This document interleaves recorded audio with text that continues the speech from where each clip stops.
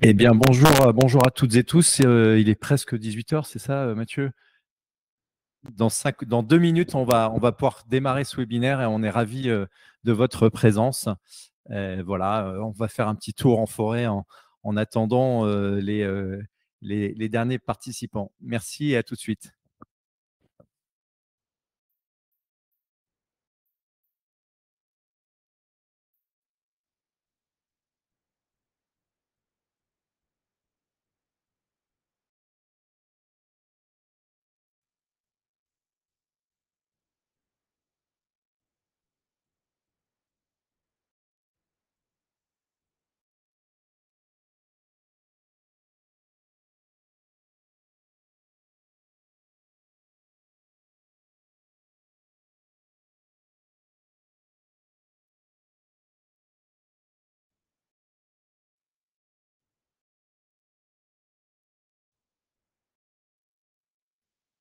Allez. Bon, bah, il est 18 h, c'est peut-être presque l'heure de l'apéro, mais bon, là, on va partir faire un petit voyage avec toi, Mathieu. Merci beaucoup de ta présence. Voilà. Alors, peut-être qu'on en met un peu. Peut-être qu'on en met un peu dedans, mais ouais, c'est ça. Ou peut-être qu'on peut faire des petits bols de bois. Voilà. Ouais, des petites choses à faire. Bon, nombreuses personnes savent et connaissent notre conviction et ma conviction sur l'investissement dans les groupements forestiers. On va faire un peu un petit rappel de la présentation des forêts, etc., etc. Et puis après, tu pourras prendre la parole sur ta société, dans laquelle tu es associé et responsable commercial de l'offre sur la partie groupement forestier d'investissement. Et donc, je vais essayer d'être rapide pour que on puisse finalement, vous, en tant que, comment dire, euh, comment dire, j'allais dire, auditeur, comprendre un peu les tenants aboutissants de qu'est-ce qu'une forêt. Donc, alors, une forêt, rappelons-le, c'est un cycle. Et ça, je pense que c'est important de rappeler ce cycle. C'est un cycle qui est très long.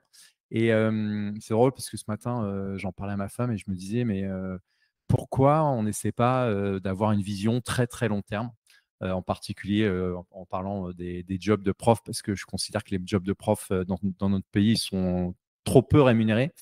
Et finalement, on se dit, si on investissait, comment dire, vraiment beaucoup plus pour les enfants, avec des profs qui soient ultra bon niveau, etc., etc. Et il y en a qui sont ultra bon niveau et qui le font par conviction, avec un horizon de 25, 30, 50 ans, on ferait finalement un pays qui serait un super champion.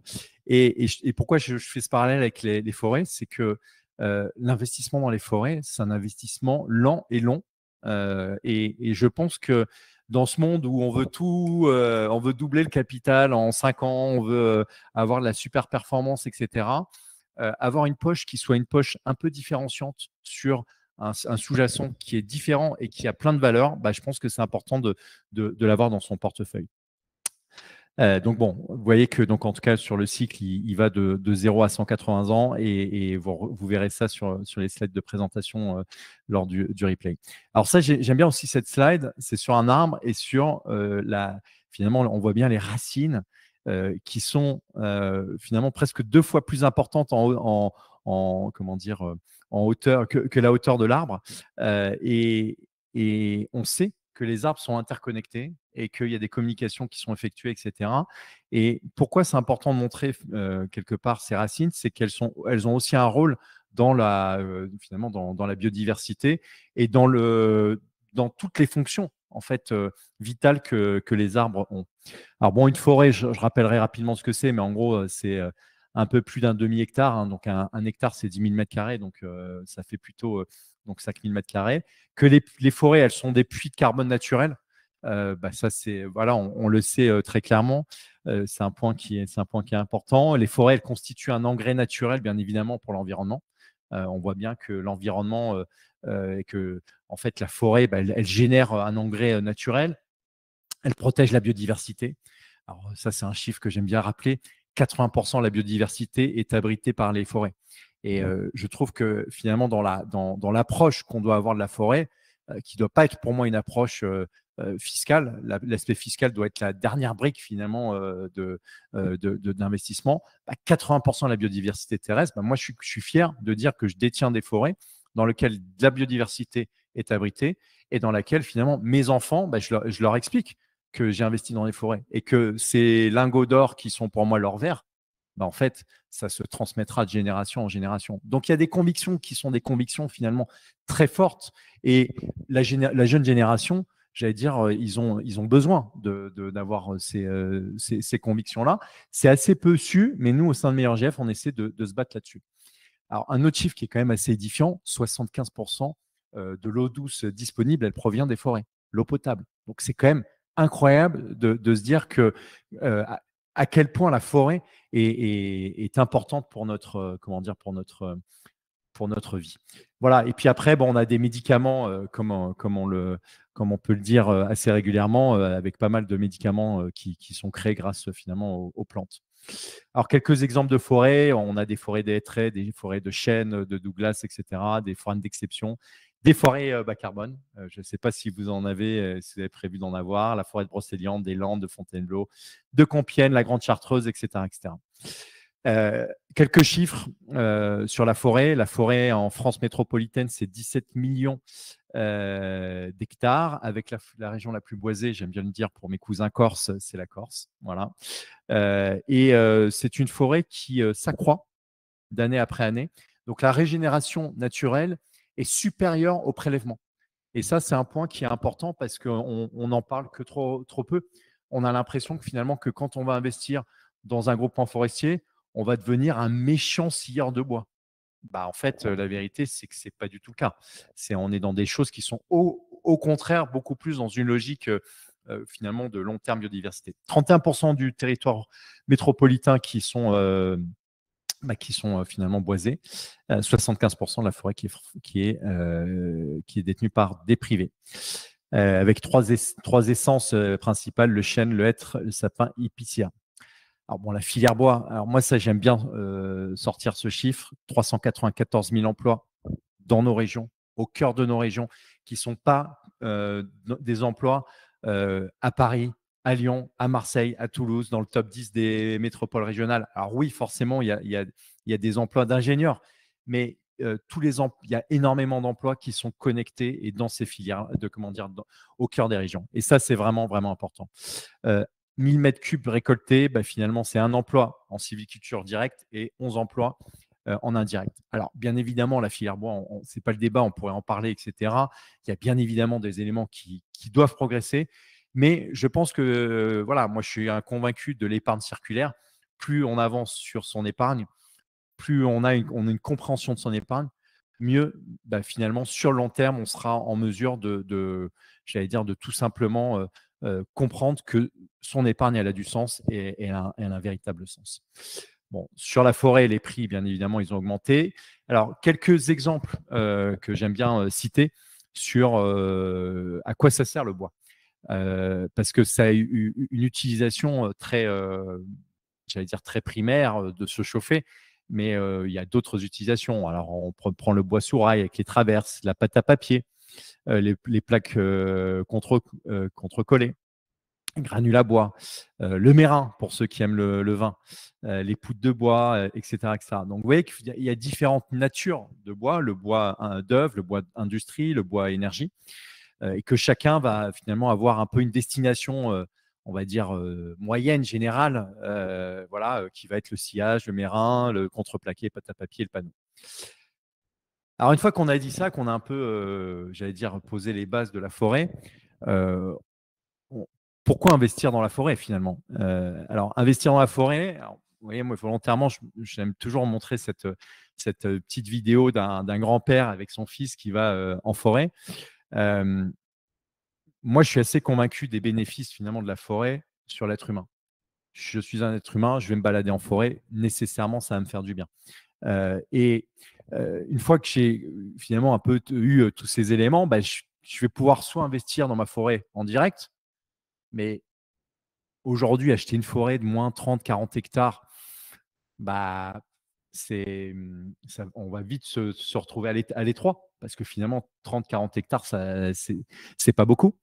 que 30-40 hectares, c'est tout de suite 300-400 000 euros d'investissement, et que ces 300-400 000 euros d'investissement, bah, si on le regarde par rapport à tout son portefeuille de placement et son patrimoine au global, bah, il faut être sacrément, j'allais dire, riche pour pouvoir acheter ces 300-400 000 euros. Et donc, du coup, bah, on peut faire l'investissement direct, mais l'investissement direct, pour moi, il n'est pas approprié. En tout cas, il est approprié qu'à des très grandes fortunes. Voilà. Là où il y a une autre façon de faire, bah, c'est finalement, c'est comme la SCPI, hein, vous nous connaissez aussi à travers meilleurscpi.com, bah, c'est le groupement forestier d'investissement. Alors, le groupement forestier d'investissement, vous voyez que je pense que la présentation, elle est très claire. C'est j'investis dans un groupement forestier d'investissement qui est géré par une société de gestion agréée par l'autorité des marchés financiers, donc, par exemple Vatel Capital. Cette société de gestion, elle va acquérir des forêts, pas une forêt, mais plusieurs forêts, avec différentes thématiques, différentes localisations, différents types de sylviculture, différentes essences, etc., etc.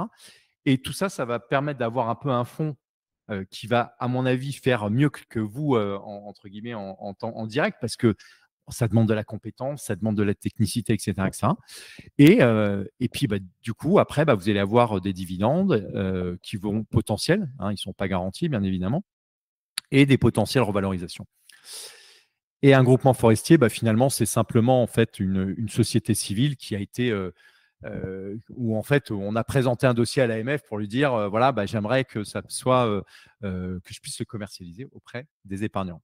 Alors les avantages des groupements forestiers, bien évidemment pour nous, c'est que c'est un outil de diversification. Pas tous ces œufs dans le même panier. Moi, je trouve que c'est bien. Nous, on a pas mal de clients qui investissent de manière régulière, qui se prennent une petite poche, 5 000 par an. Bah, au bout de 10 ans, ça fait 50 000 euros. Hein. C'est quand même. Voilà. Et on ne parle pas des revalorisations. On prend en flat, sans dividende, etc., etc. Bon, diversification. Responsable. Bon, vous l'avez compris, hein, la forêt, captation carbone. La forêt, c'est aussi un climatiseur naturel. Mine de rien, quand vous êtes dans une forêt, il fait entre 5 et 15 degrés de moins qu'en plaine. Donc voilà, vous participez au cycle durable de la forêt, à l'économie locale, 394 000. Vous voyez, moi, typiquement, pareil, hein, désolé, c'est mes convictions, mais j'aimerais, et j'espère qu'un jour, par exemple, Vatel pourra nous le transmettre, mais qu'on sache précisément combien d'emplois sont générés par le groupement forestier. Parce que un jour, moi, j'enverrai à mon député l'impact de mon épargne. Je lui dirai précisément que mon épargne, elle sert à quelque chose. Et que quand il augmente la fiscalité sur un placement de la sorte, bah, ça veut dire qu'il handicape l'emploi de demain. Et c'est très important qu'il les ait en tête. Voilà. Bon, bah, c'est décorrélé aussi des marchés financiers. On l'a bien vu pendant la période du Covid. Hein. Ça a été, voilà. Il n'y a pas de contrainte de gestion. Finalement, on te fait confiance, Mathieu, avec tes équipes. Et on a des revenus potentiels et de la revalorisation aussi. Alors bon, on a aussi des avantages. L'avantage de la défiscalisation avec ce qu'on appelle la loi IR-PME, 18% de réduction. Alors avant, on était à 25. Bon, on est à 18. Ça reste, moi, je trouve très, très intéressant. Il y a aussi la loi défi, mais bon, ça, c'est pour ceux qui sont sur le marché secondaire avec des groupements forestiers, groupements fonciers forestiers. Et puis après, on a un abattement sur l'IFI qui est entre 75 et 100%. Vous, c'est 100%. Voilà. Donc, ça permet de sortir. Voilà. Bon, ça, c'est des exemples de simulation, mais en gros, vous investissez 10 000, 1 800 euros de réduction, 20 000, 3 600. L'abattement, alors, pour la transmission, alors ça, c'est important parce que ça, c'est un gros effet. J'ai un abattement de 75%. Alors, c'est très important de bien retenir sur la quote-part forestière de la valeur de la part. C'est-à-dire que, admettons que vous investissiez 100 000 euros. Sur ces 100 000 euros, vous avez, on va dire, 80 000 euros de forêt, 20 000 euros de trésorerie. Votre abattement des 75% ne sera bien évidemment que sur la partie forêt. Voilà, donc, alors, bon, on a fait un petit exercice, mais vous voyez, en fonction des taux de droit de succession, bah, vous allez gagner entre 16% jusqu'à 40% de plus en prenant des hypothèses qui sont des hypothèses assez réalistes, 90% de quote-part forestière, 10% de trésorerie. Voilà, bon, vous avez pas mal d'avantages. Et puis, alors, oui, bah, alors ça, est-ce qu'un jour, il y aura la possibilité de faire une balade en forêt dans les groupements, dans les forêts détenues par les GFI Vatel? Ouais, alors nous, on y est régulièrement, à titre perso, ne serait-ce que pour faire des évaluations annuelles que l'on fait sur nos massifs. Maintenant, c'est vrai que pour l'instant, on n'a pas organisé ça, mais c'est une bonne idée. Ouais. Bah, voilà, peut-être qu'un jour, il y aura ça et je suis convaincu que les gérants apporteront ça. Donc, vous voyez qu'il y a plein d'avantages et je pense que c'est clairement un super outil. Maintenant, il y a aussi des inconvénients. Et sur les inconvénients, bah, je vais quand même les parcourir. Bah, bien évidemment, le risque de perte en capital. Voilà. Alors, je vous mets des petites idées. Investir à différents moments de marché, ça permet quand même de se solidifier.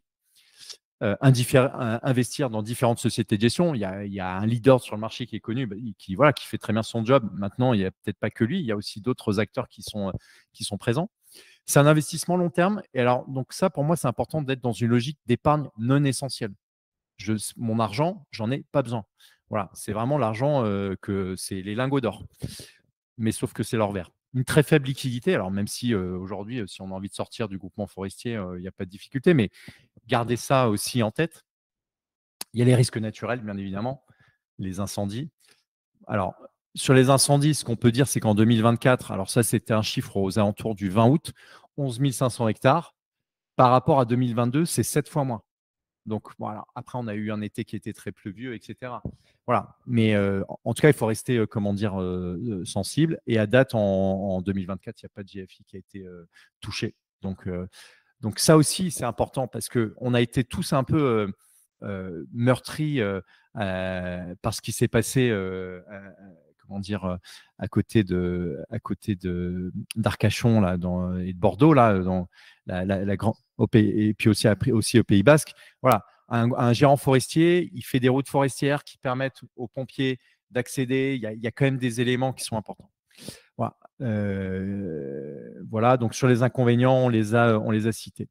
Alors, rapidement, à qui s'adressent les GFI avant que Mathieu puisse prendre la parole? Bah, celui qui veut diversifier pour avoir de l'investissement forestier, bien évidemment, celui qui souhaite transmettre son patrimoine, celui qui souhaite avoir une épargne verte, celui qui veut investir mais ne veut pas être assujetti à l'IFI, celui qui est fortement soumis à la fiscalité. Voilà. Donc, et puis alors, on aurait pu le rajouter, celui qui a envie de vraiment participer à l'économie circulaire et forestière.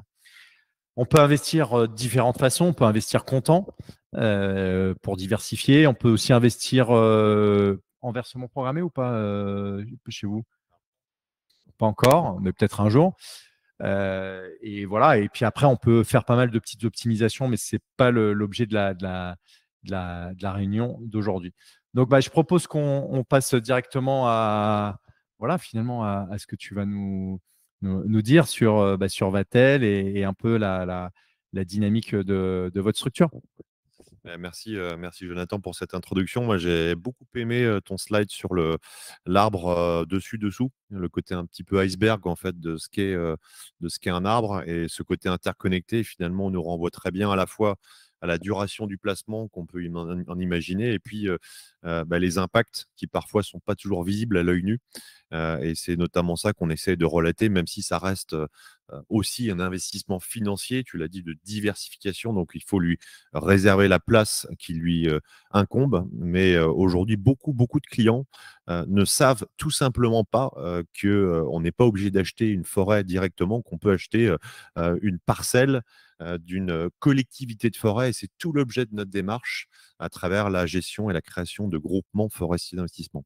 C'est donner finalement accès au plus grand nombre pour mettre un petit lopin, un petit morceau de terre, enfin pas de terre, mais de forêt pour le coup, française pour ce qui est de notre cas, je vais y revenir, dans son épargne longue et l'aspect transmission est évidemment important puisque dès lors qu'on parle justement d'interconnexion, ça peut renvoyer à des notions de transmission, donc c'est tout à fait intéressant. C'est sur l'aspect. Alors, moi, je pense que moi, la façon dont j'aborde finalement le produit des groupements forestiers d'investissement, vous l'avez compris, il y a un côté économique, un côté biodiversité pour moi qui est très important. Et puis après, il y a un aspect finalement un peu philosophique, transmission et transmission dans la pédagogie. Le monde dans lequel on est, qui veut aller trop vite, qui est voilà, qui est sous forme de LBO, etc., etc. Alors les LBO, c'est les investissements avec du crédit dans les boîtes et tout, qui essore les boîtes. Bah, en fait, c'est possible d'être plutôt dans une logique un peu, j'allais dire asiatique, j'allais dire japonaise, chinoise, d'horizon très très long, où on investit cash, où on se dit, OK, bah, de toute façon, ça, je le garderai tout le temps, tout le temps, tout le temps, tout le temps. Et je pense que c'est important parce que finalement, moi, mes enfants, quand je leur dirais, bah, c'est le jour où ils seront en âge de le comprendre, voilà, parce qu'ils sont très jeunes, bah, je pense qu'ils se diront que, voilà, qu'il y a une philosophie qui se dégage derrière tout ça. Et c'est pas que le fait de se dire, OK, bah, j'ai 18% de réduction d'impôt, je suis hors IFI, alors, bon, je ne suis pas l'IFI, mais voilà, ces sujets-là qui sont, qui sont un peu trop mis en avant, alors que bah, derrière, il y a plein d'impacts. 400 000 emplois, c'est presque 2 fois l'industrie automobile. Donc, quand on dit ça, on se dit, ah bah, en fait, c'est chouette quand même de participer à ça. Et, en fait, je veux dire, c'est du 100% français. Il n'y a pas de pan-européen sur le groupement forestier d'investissement. Voilà. Exactement. Et alors, parce qu'on vit en France, parce que on le vit avec les étermoments politiques du moment, il y a quand même besoin de, là aussi, pour rester sur mon concept de la connexion, nécessité d'avoir une certaine corrélation entre le fait de détenir un actif longtemps, voire très longtemps, et de pouvoir le transmettre avec je dirais, un environnement fiscal qui soit favorable. Et là, pour le coup, merci les législateurs, puisque la fiscalité, notamment en matière de transmission, qui est le plus gros atout, hein, si on parle de fiscalité sur les GFI, est assez conforme en fait avec la philosophie qu'on peut imaginer autour de la classe d'actifs qui est adressée en dessous. Il y a un autre sujet, puisque là aussi on est en France, on est dans un pays où beaucoup de choses sont normées, hein, on est tous réglementés, etc. Donc, et la distribution dite de produits d'épargne en France est réglementée. C'est ce pourquoi j'en viens à ce que nous sommes, nous, Vatel Capital. Nous sommes une société de gestion. C'est quoi une société de gestion? En fait, c'est une société de plein exercice qui va vendre des biens et des services et qui est agréée à une autorité de tutelle. C'est notre haut fonctionnaire à nous qui s'appelle l'autorité des marchés financiers. Nous ne pouvons pas agir sans en fait leur blanc-seing, si vous me permettez cette expression-là. Et nous, Vatel Capital, on est de société de gestion donc agréée AMF depuis 2008, donc ça fait maintenant 16 ans, donc on parle de long terme, on est là depuis un certain temps, que nous sévissons dans ce qu'on aime à appeler le terroir français. Nous, c'est vraiment ce qui nous caractérise.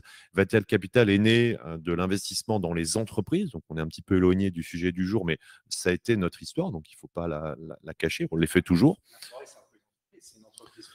C'est ça. Et donc, on est resté dans une ambiance très terroir, puisque Vatel Capital, aujourd'hui, c'est 2 verticales d'investissement, disons ça comme ça. Donc, une première, on va continuer, nous, à accompagner des initiatives de dirigeants et de dirigeantes de PME et de petites ETI, en les accompagnant dans différentes phases de la croissance de leur entreprise, qui est très nécessaire. Là aussi, on pourrait en faire tout un webinaire sur le sujet. Et une deuxième verticale qu'on pratique depuis un peu moins de 10 ans maintenant, qui est, pour reprendre un petit peu tes termes et ce côté interconnecté, qu'on appelle, nous, les actifs du vivant. Puisque les terres agricoles sur lesquelles on intervient, dont on parlera peut-être à un autre épisode, et les forêts sont très concrètement des actifs du vivant. Donc, nous, on a cette capacité à intervenir sous couvert d'agrément dans ce type de sous-jacent que sont les forêts, les terres agricoles. Aujourd'hui, on est une PME, donc voilà, on est une 16 personnes, on est régulièrement cité, vous nous verrez un peu dans les magazines, ça c'est très, très bullshit. On a toute une gamme produits, on va peut-être passer là-dessus, c'est pas forcément le plus intéressant. Et donc, nous, sur la partie GFI, donc un GFI, Jonathan l'a dit tout à l'heure, c'est un groupement forestier d'investissement. Un GFI, c'est ni plus ni moins qu'une entreprise. Vous investissez dans une entreprise. Une entreprise, c'est un objet social. Okay, l'objet social d'un GFI va être d'acquérir, d'entretenir et d'exploiter des massifs forestiers. C'est très important ce dernier point. Donc, notre rôle ne s'arrête pas à la simple détention de forêts comme pourrait le faire tout un chacun en direct, c'est d'aller jusqu'à l'exploitation. Et ça a beaucoup d'incidence. Exactement. Tout à fait. Et donc, quand vous êtes intervenant sur ces 3 pans de la chaîne, c'est-à-dire acquérir, entretenir, exploiter, pour acquérir, vous avez à cœur de bien acheter. Pour entretenir, il y a des règles du jeu qui sont propres à cet univers-là. Et puis, si vous souhaitez exploiter et en tirer des fruits, il y a des règles à respecter. Il faut respecter aussi l'actif. Et donc là, on a un certain nombre de dictates qui s'imposent à nous et nous les respectons naturellement. Donc nous, on gère un peu plus de 2000 hectares aujourd'hui en France. On n'investit qu'en France chez Vatel Capital. Donc retenez que sur un GFI Vatel, vous n'aurez pas de forêt à l'étranger. Nous, on se cantonne au marché français. Ce qui est important parce que sinon, le GFI ne peut pas porter l'avantage fiscal. Exactement, tout à fait. Si vous investissez dans un il ne pourra pas vous apporter le bénéfice de la transmission. Absolument. Nous, on s'est alliés, on a créé autour de nous un écosystème de partenaires qui nous permet de bien travailler la matière. Hein, je l'ai dit tout à l'heure, Vatel Capital, 16 ans d'histoire, on était plutôt investisseurs dans l'entreprise. Nous ne sommes pas des bûcherons. Si je prends un terme un peu trivial. Donc, on a fait le choix dès le départ, depuis une petite dizaine d'années, de s'entourer en fait de spécialistes du métier. Et si je devais en extraire deux, qui sont pour nous extrêmement importants dans notre démarche et qui crédibilisent aussi notre démarche, c'est un groupe qui s'appelle Forestry Club de France, qui n'est pas du tout connu du grand public, qui est tout simplement un des plus grands experts forestiers en France, qui a pour nous un rôle extrêmement important, déterminant dans le cadre de nos GFI, qui va à la fois nous apporter des opportunités d'acquisition de massifs, puisque si on collecte de l'argent, vous allez nous demander d'investir, et c'est tout à fait logique, donc il faut trouver des opportunités d'investissement. Deux, c'est un organisme qui va jusqu'à exploiter nos massifs, donc eux, pour le coup, c'est vraiment les hommes de l'art ou les femmes de l'art également, donc c'est extrêmement important ce partenariat. C'est un acteur qui gère plus de 100 000 hectares en France, donc qui est quand même extrêmement présent, donc qui sait de quoi il parle. Le deuxième acteur qui est pour nous extrêmement important, c'est l'ASFOR. L'ASFOR, c'est un organisme franco-français, c'est une association qui regroupe tous les producteurs, si vous me permettez cette expression, de groupements fonciers, de foncières forestières, etc. Donc, c'est un espèce de think tank qui nous permet à la fois de prendre du recul sur la matière, d'en apprécier en fait les limites et les opportunités, et puis de travailler sur la réglementation qui encadre ce type de véhicules. Donc, c'est un point très important. On se réunit assez régulièrement à l'ASFOR, et donc un certain nombre de mes confrères y siègent également. Ouais, donc on voit que c'est important d'avoir des experts et que, alors bon, ça sur cette partie-là, on en a déjà parlé, le fait que c'était diversifié, décorrélé. PEFC, c'est peut-être important de dire, qu'est-ce que tu veux nous dire par rapport à ça? Oui, donc c'est vrai que pourquoi, tu l'as évoqué tout à l'heure sur le pourquoi d'investir. Donc, je pense que le côté décorrélé des marchés boursiers, c'est quand même assez important. Beaucoup de clients aujourd'hui, tu l'as dit, on vit dans une société de la vitesse de la lumière, on vit dans une société parfois de la surinformation, et potentiellement, ça vient nous envahir même dans notre capacité de comprendre et d'appréhender nos investissements. Voilà. Il faut que tout aille vite, tout de suite. Hein. J'achète une action en bourse, je veux qu'elle fasse 10% le lendemain. Moi, je rappelle juste un élément tout simple que quelqu'un m'a appris quand j'ai démarré ce métier, c'est le temps de l'entreprise, c'est pas celui de la bourse. Même le temps de l'entreprise, c'est un temps long. La bourse correspond bien aussi aux attentes d'aujourd'hui. C'est beaucoup d'informations, énormément de vitesse dans la capacité à transacter, etc. Un actif tel que celui-ci, c'est tout simplement l'opposé de cette approche-là. Il faut vraiment se donner du temps. Et la contrepartie positive aussi, et on le vit en ce moment depuis quelques temps, c'est qu'il y a une totale décorrélation à l'évolution du prix à l'hectare d'un massif forestier ou même du bois coupé par rapport au marché boursier. Donc ça, c'est quelque chose qui est très, très intéressant et qui peut, dans une allocation de son patrimoine financier bien réalisé, trouver tout son sens. On ne peut pas, et je ne suis pas en train de dire qu'il ne faut pas investir en bourse ou moins investir en bourse, c'est que tout a une place. Et il faut savoir trouver une place aussi à ce type d'actifs. Et puis la notion durable, excuse-moi, j'y arrive. Nous, on est, tu l'as dit tout à l'heure, on n'est pas là pour scier des arbres et faire des coupes rases dans tout, et puis exploiter au maximum pour pouvoir vendre notre bois. C'est pas du tout le précepte. Hein. Nous, on signe, voire on resigne ce qu'on appelle les plans simples de gestion systématiquement lorsqu'on fait l'acquisition d'un massif forestier. Soit il est en place, soit on le met en place. Et lorsqu'il est en place, souvent, on est amené à le proroger. Un plan simple de gestion, pour vous donner un peu plus précisément ce que c'est un plan à 30 ans qui nous impose en fait le rythme de vie et donc le rythme de coupe qui correspond à celui de la croissance d'un massif forestier classique, que ce soit du résineux ou du feuillu, peu importe la nature et l'essence de bois. Et donc le PEFC, donc alors on appelle ça un label. Moi, je suis pas hyper fan des labels, mais le PEFC, c'est quoi? C'est que dans le cadre de ce plan simple de gestion, donc sur des durées longues, 30 ans, on s'impose en fait à préserver justement les habitants, la biodiversité au sens large, la faune, la flore, etc., et de créer en fait des zones de vie. Et on n'est pas là pour uniquement couper du bois, encore une fois. Alors, c'est vrai qu'il y a un point en t'écoutant que je n'ai pas évoqué tout à l'heure. C'est aujourd'hui, on parle du crédit carbone et un jour, on parlera du crédit biodiversité. Et en fait, il y a un peu des économistes de la forêt qui disent que finalement, la valeur qui est apportée par le système forestier, par la forêt, par le système biodiversité, etc., c'est entre 30 et 40 000 euros l'hectare. Donc, quand aujourd'hui, finalement, on achète une forêt entre 5 et 15 000 euros l'hectare, alors si on est, moi perso, je sais que je suis sur un temps lent et long, mais je sais qu'un jour, ma valeur crédit, comment dire, alors crédit, crédit carbone, bah ça, on est presque en passe de l'avoir à un moment donné. Et le crédit biodiversité, ça prendra 15 ans, 20 ans. Mais moi, je suis là pour 15 ou 20 ans, même plus, je suis là pour 50 ans.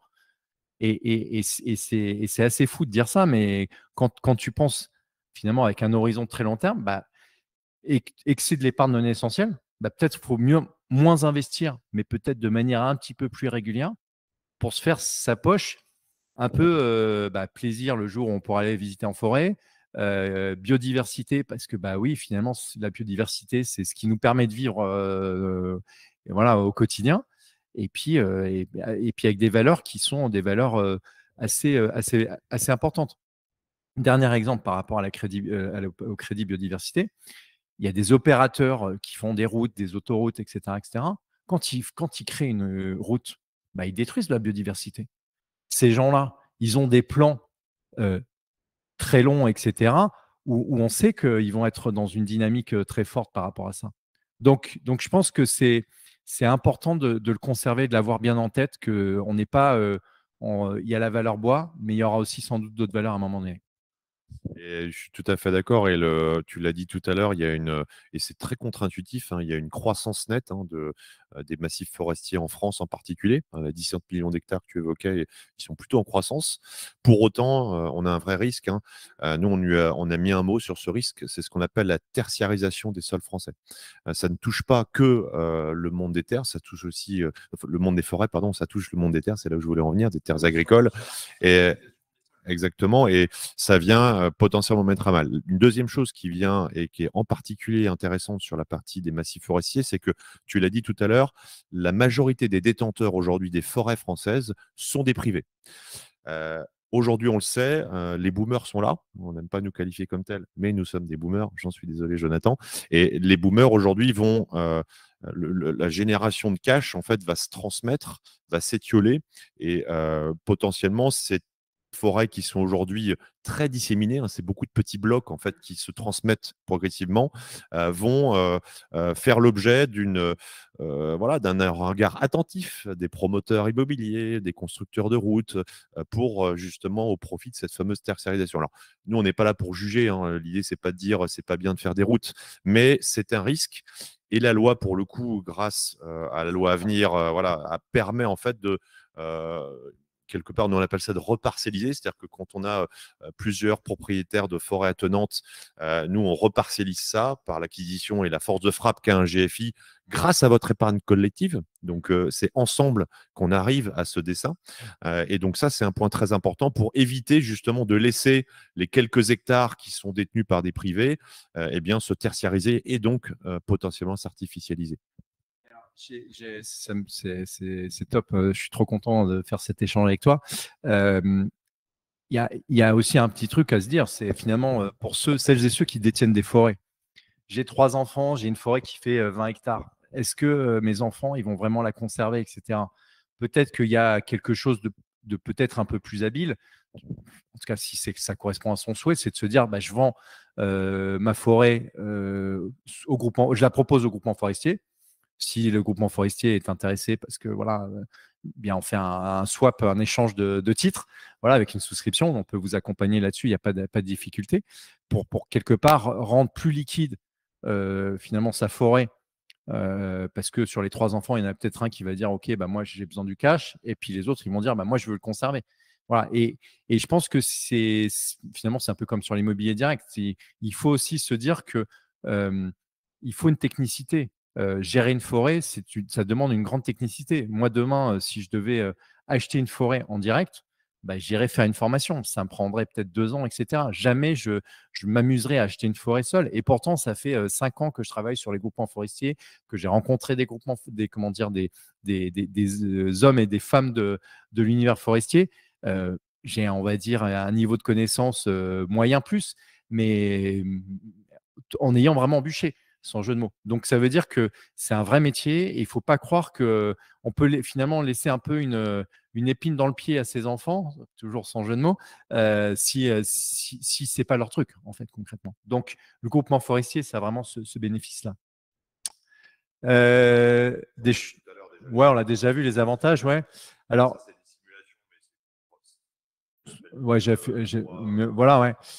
Alors, bah, du coup, est-ce que tu peux nous dire, ah oui, donc ça, c'est peut-être intéressant, c'est le moment d'investir ou pas dans les forêts? Pourquoi on se positionne sur le GFI? Oui, alors nous, on est à notre deuxième exercice de GFI. Pourquoi? Parce que, alors ça, c'est pareil, ça renvoie à des choses très réglementaires, un peu idiotes, mais le fameux bénéfice des 18% de réduction d'impôt à l'entrée. Alors, au passage, hein, j'insiste sur un point, vous qui êtes peut-être coutumier de la défiscalisation, là, on travaille bien sur une réduction d'impôt. On travaille bien sur le montant à payer aux impôts. On n'est pas sur la déduction d'assiette imposable où le bénéfice fiscal renvoie à votre tranche marginale d'imposition. Là, on est dans un système quasi communiste où tout le monde a le même taux. Voilà. Il se trouve que ce taux, pourquoi est-ce que vous pouvez avoir ce taux? C'est que en souscrivant des parts de GFI, vous souscrivez au capital d'une entreprise. C'est pour ça que j'ai commencé par ça tout à l'heure. Un GFI, c'est une entreprise. Et en France, les choses sont faites ainsi. Dès lors que une entreprise de type PME qui permet, si vous souscrivez au capital, d'avoir ces fameux 18%, dépasse les 15 millions d'euros levés, eh bien, vous ne pouvez plus octroyer pour les levées d'après la fameuse réduction à l'entrée. Donc, que font les gérants de GFI? C'est qu'ils créent un premier véhicule, ça a été notre cas, le GFI Vatel 1, 15 millions collectés, et on crée un nouveau. Ce n'est pas pour autant que le précédent est fermé, ce n'est pas l'esprit, puisqu'il y a toujours l'avantage fiscal en matière de transmission, mais pour faire bénéficier des 3 avantages fiscaux que Jonathan a très bien décrit tout à l'heure dans ses tableaux, eh bien, on crée un nouveau millésime. D'où le fait qu'on a créé un GFI Vatel 2. Le GFI Vatel 2, lui, aujourd'hui, il n'a pas de massif forestier puisqu'il démarre sa vie de collecte. Et l'idée et son parcours, ça va être d'accumuler de l'épargne fort de vos souscriptions qui seront nombreuses, j'en suis certain, et derrière d'aller donc faire des acquisitions progressivement. Retenez qu'un GFI, il a 2 ans pour monter en puissance dès lors qu'il a engrangé 1 euro de cash. Donc, on n'est pas dans la précipitation. Et c'est important. Oui, et puis vu que vous êtes un investisseur quand même forestier depuis quand même pas mal de temps, j'allais dire, les opportunités, elles vous arrivent de manière régulière, et tu es clairement en mesure de nous dire, bah, Jonathan, en ce moment, il y a peut-être une opportunité à saisir, etc. Voilà. C'est ça. Donc, nous, l'idée pour nous, hein, tel qu'on imagine ce rythme d'acquisition, c'est de faire l'acquisition aux alentours entre 2 et 4 massifs par an. C'est comme ça que chez Vatel Capital, en tout cas, on pense la chose. Donc, on n'est pas dans une boulimie d'acquisition, on est dans l'acquisition consciente. Et je pense que c'est aussi un placement conscient, ce type d'actifs. Pour vous donner peut-être un parallèle avec le nombre de transactions qui existent dans le monde forestier, il y a quasi 25 000 transactions par an, hein, de massifs forestiers. Donc, quand on achète 4 forêts, voilà, on n'est pas parmi les gros candidats à l'acquisition, mais voilà. Ça permet aussi de peut-être mieux sélectionner, d'être extrêmement regardant sur toutes les forêts. Exactement. Ça nous permet de ne pas être dans la boulimie et presser d'eux. C'est le pire de nos ennemis quand on est en investissement, c'est de se précipiter et surtout d'être effectivement sélectif, comme tu le dis. On n'a pas de parti pris en matière de zone géographique. L'idée, hein, quand vous confiez de l'argent à des gens comme nous, c'est que vous puissiez être confiant vis-à-vis de notre capacité, à déployer à l'actif, puisque tu l'as rappelé tout à l'heure, le fameux avantage fiscal en matière de transmission est assis sur la quote-part de massif forestier détenu à l'intérieur du fonds. Donc, vous ne nous payez pas pour gérer du cash, hein, vous nous payez pour acheter des forêts, les entretenir, les exploiter, je répète. Et un élément qui est important que tu as rappelé tout à l'heure, ce n'est pas dénué de risque, l'investissement forestier.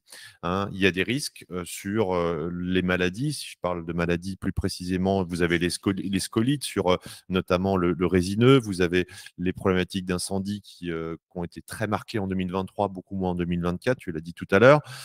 Donc, ça, on ne saura pas le corriger. On ne pourra pas empêcher les incendies. On ne pourra pas. En tout cas, on sait mieux le corriger à travers le GFI sur lequel on va pouvoir se positionner sur différents millésimes, différentes sociétés de gestion à différents moments de marché, répartis sur plusieurs localisations, plusieurs essences, etc., plutôt qu'une forêt à un endroit sur une ou deux essences avec 100% de son risque qui est au même endroit. Et alors là, j'allais dire, la douche froide, elle est très, très, très, très, très violente. Exactement. Donc, le fait de passer par un véhicule GFI, que ce soit chez Batel ou l'un de nos confrères, l'atout, il est surtout là. C'est détenir, un peu à l'image d'un panier d'actions, en fait, vous détenez une multiplicité de lignes avec une somme finalement très modique, puisque si je prends le cas de notre GFI, hein, dès 1 000 euros, on peut investir et détenir une multiplicité de morceaux de forêt française. Donc, et la meilleure des assurances, si vous permettez l'expression, vis-à-vis du risque, c'est effectivement, tu l'as rappelé, cette diversité. Cette diversité, elle se joue sur la cartographie. Donc, vous le voyez là, peut-être à l'écran, ça c'est ce que nous détenons à travers le premier millésime de GFI. Donc, l'idée pour nous, c'est d'être présent un peu partout. Pas totalement partout, tu l'as dit tout à l'heure, la Corse est une zone particulièrement généreuse en massif forestier, compliquée à travailler à cause des dénivelés, et surtout le sud Auvergne. Si je devais faire une ligne Maginot, hein, le sud Auvergne est plus complexe puisque beaucoup plus en proie aux flammes et donc à la dégradation des massifs. Donc nous, si on devait déterminer voilà, un espèce de cahier des charges, de mini cahier des charges, c'est plutôt du nord Auvergne qu'on va aller chercher. Et dès lors qu'on s'approche de l'Auvergne, ça a été notre cas. On a par exemple, on est propriétaire, on est très chanceux d'être propriétaire de la forêt la moitié de la forêt du Véton, qui est une magnifique forêt en Rhône-Alpes, enfin en Isère plus précisément, qui notamment a vu la réintroduction du loup. Donc ça aussi, c'est des échos qui sont assez sympas. Il y a d'ailleurs un très très beau reportage autour de la forêt du Véton, dont nous détenons la moitié aujourd'hui. C'est beaucoup, hein, c'est de l'ordre de 600 hectares, donc c'est un joli massif.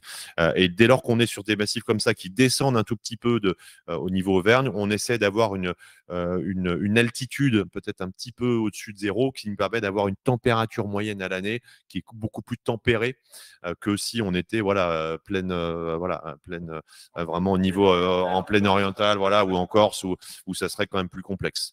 Le deuxième sujet qui s'impose à nous, et c'est vraiment ça qu'il faut que vous achetiez, c'est diversité des essences. Nous, on est, même si on est tous d'accord que la noblesse du chêne reste et la valeur se fait aussi sur l'essence, nous, on n'est pas là pour vous orienter vers un seul niveau de risque. Il faut avoir du résideux, il faut avoir du feuillu, il faut avoir du hêtre. Tu l'as évoqué tout à l'heure sur les diversités. Donc, la diversité des essences est extrêmement importante. Et également, la diversité des maturités. On parlait de maladies tout à l'heure. Aujourd'hui, les maladies ne sont pas assurables, puisque vous savez, les forêts sont assurées, hein, pardon, pour le risque plutôt climatique. C'est-à-dire que sur la partie incendie, par exemple, on est assuré, je vais y revenir, mais les maladies ne sont pas assurables. Lorsque vous avez une diversité des maturités de pousses, les pousses jeunes sont moins touchées que sur des pousses matures. Pardon. Donc, du coup, cette diversité des maturités nous permet aussi d'éviter un peu le risque. Hein. Donc, tout ça mis bout à bout, ça permet d'avoir quelque chose qui a une ambiance un peu plus défensive, on va dire, dans son approche. Sur l'assurance, donc effectivement, un bois qui brûle, on est assuré. Très bien.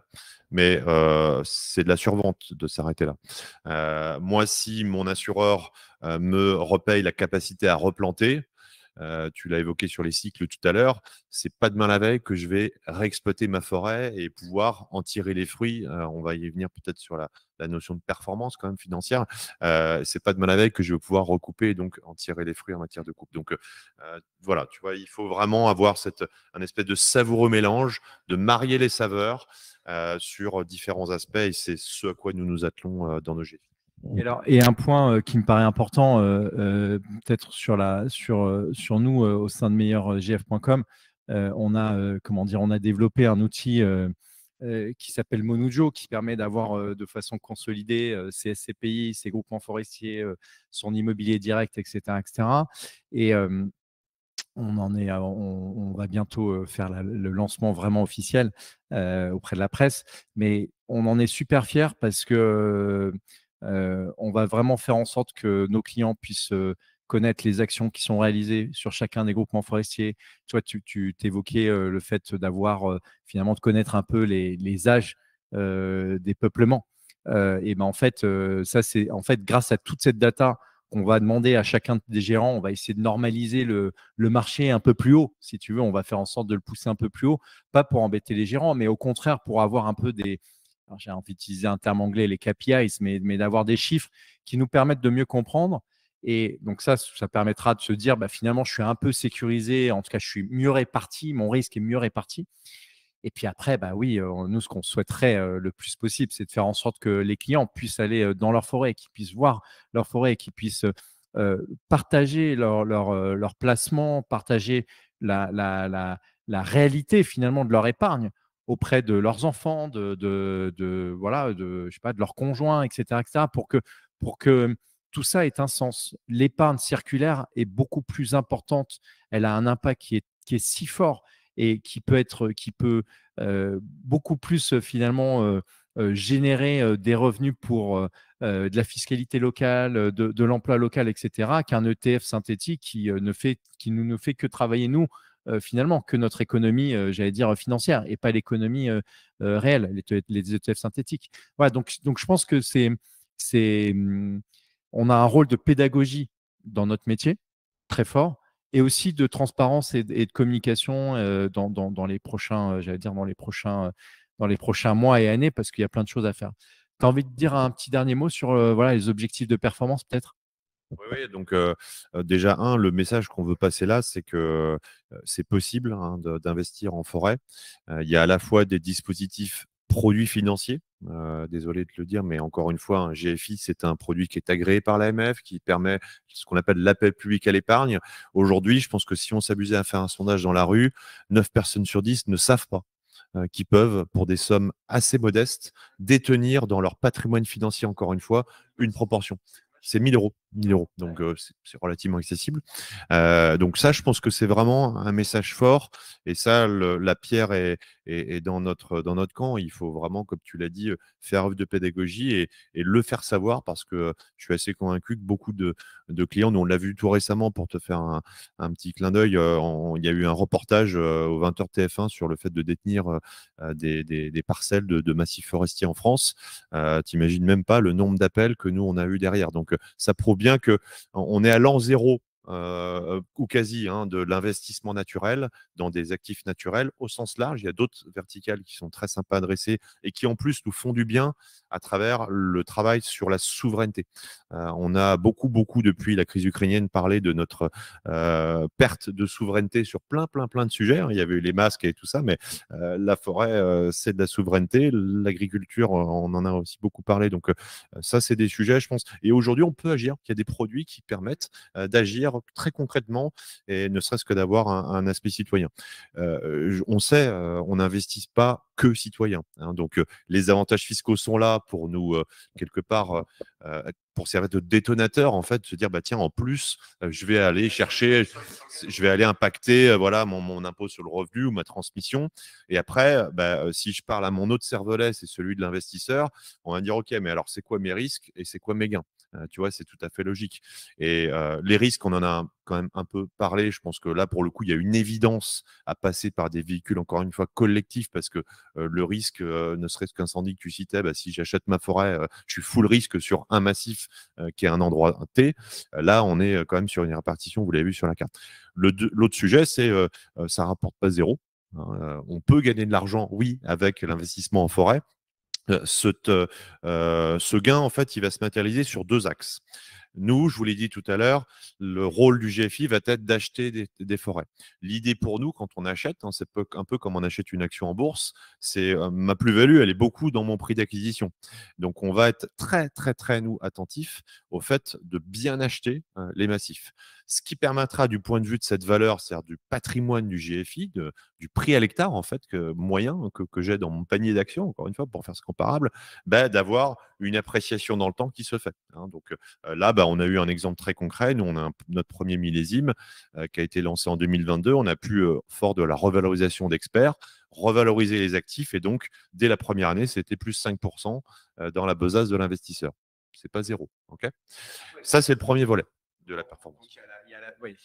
En fait, quelque part, il y a 2 moteurs dans la performance. Tu as la valorisation et puis tu vas te donner le deuxième volet, c'est ça? Et il y a un deuxième moteur qui est lui aussi incertain. Tout moteur de performance, on n'est pas en train d'écrire mais qui existe. C'est que, comme je disais tout à l'heure, l'idée de ces massifs, c'est qu'on les exploite, qu'on coupe du bois de manière raisonnée et raisonnable, et donc qu'on le monétise dans les différents usages que tu as très bien décrits tout à l'heure. Et donc, cette coupe de bois, elle renvoie à une exploitation, c'est ce que je disais tout à l'heure. Et donc, il y a un résultat d'exploitation qui, chaque année, peut être positif ou pas. Et dès lors qu'il est positif, on va soumettre au vote des associés, les associés étant les porteurs, c'est-à-dire vous, des parts de GFI, de distribuer ou non ce résultat positif en dividende. Très concrètement, c'est comme ça que ça fonctionne. 2 niveaux de performance et on n'a pas parlé des niveaux de performance sur la partie à terme, comment dire, de ce qui monétisation carbone, mais bon voilà, on pourrait en parler pendant une nuit entière tellement on est passionné par le sujet. Alors vous voyez, on a parlé du groupe Forestry, mais nous aussi on les connaît. Mais on les connaissait avant que vous ayez lancé vos groupements forestiers d'investissement. Donc Sylvestre Couder, que vous voyez à droite, qui est le patron et qui est quelqu'un que j'apprécie énormément. Voilà. Bah, si vous avez des questions, voilà, n'hésitez pas. Alors, on fait un petit clin d'œil pour toute souscription, le livre, donc La vie secrète des arbres qui vous sera offert, pardon. Et vu qu'on a pas mal dépassé le timing, ce que je vous propose, c'est bien évidemment bah, de nous poser vos questions par mail et puis on y répondra avec plaisir. La prochaine fois, on se dit qu'on se fait ça en forêt ou pas? Why not? Bon, bah, merci beaucoup à toutes et tous pour votre présence et on vous dit à très vite. Et puis, vous verrez très prochainement le lien replay voilà, sur meilleurgf.com. Si vous avez des groupements forestiers, bien évidemment, vous pouvez les intégrer dans Monujo pour avoir votre vision complète. Mais ça, on y reviendra très, très prochainement. À bientôt et merci. Merci Mathieu. Merci, au revoir.